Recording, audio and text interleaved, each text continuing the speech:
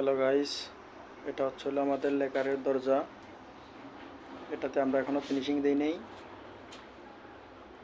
আর এগুলো হলো ডাইনিং টেবিলের পয়া, মানে যেটাকে খুঁটা বলা হয়। আমাদের কাজ চলতেছে। তো এটা আমাদের লেকার রুম। আমরা এখানে লেকার স্প্রে করি। তো আপনাদেরকে আরেকটা জিনিস দেখাচ্ছি আমরা। এটা হলো আমাদের ফ্যাক্টরি। এগুলা হলো 6 ফিটি খাট।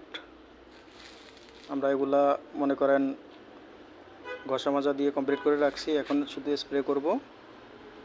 তো স্প্রে করার সময় আমরা ভিডিও করে দিব আপনাদেরকে।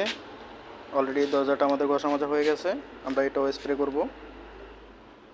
আমাদের কাজের দক্ষতা বা সৌন্দর্য কীরকম আশা করি আপনারা জানাবেন।